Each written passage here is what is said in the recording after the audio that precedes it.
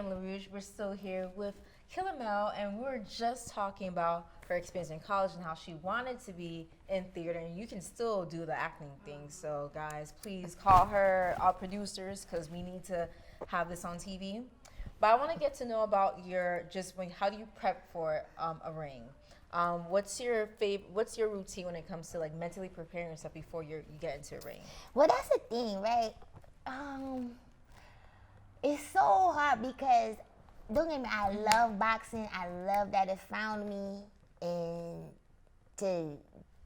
for me to get my mental to a part where I have to go put hands on this girl across the ring from me, I really have to bring myself back to the dark places because I'm not an aggressive person at all. Naturally. And boxing is not something that I said, oh, I want to be, you know. Right. That wasn't on the bucket list. So, you know, and the only time I, you know, react is somebody comes for me. So coming from an abusive household and having my parents, you know, like beat on me, you know, I was always in a space where I had to, like, you know, block, defend myself or whatever, or fighting on the streets, you know, somebody came for me. So, you know, obviously when the boxing ring, you know, when the bell rings, we have to fight. So I had to put myself in this state of mind, like, all right, you know, it's on. You know, when I hear that bell, and now I have somebody coming towards me, you know, I have to bring myself like, all right, it's fight time. Right. Because I'm just like such a sweet person. Even it's so hard for me to even to watch my own fight video because I'm like, oh my God, I'm really. So you find it hard to watch yourself? Really? Yeah. I have your opposite, like some boxers like, yeah, I did that. But you're like more like, oh, wow. Like, yeah, because people have to understand, like, I got into boxing, you know, I watched my mom fight. I watched her beat up my dad multiple times, you know? So a lot of my aggressionness or me just being like a little tomboy or just, that came from watching my mom and watching my parents fight. Like I said, I wanted to be in theater, you know. Also watched, you know, a lot of Disney when I was growing up, you know, Mary Poppins, you know, the Cinderella, you know, Sarafina when the play came out, you know, that's what I saw, you know, and I knew that's where I wanted to be, you know, listening to Sound of Music, you know, I wanted to be in those musicals and stuff like that, you know, so the aggressive part was seen from my mom, you know.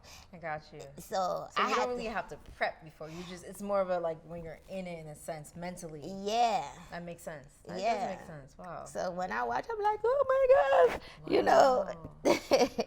That's a very, I love hearing that perspective because you always hear the latter, the opposite, so it's always interesting. Like, I don't want to see myself like that. That's why I would say my story is different from other female fighters. A lot of them started off, you know, they wanted to lose weight. I, you know, never had that problem. Or a lot of them just wanted to be a world champion one day. You know, that wasn't my dream. Right. None of that. This all just came, you know.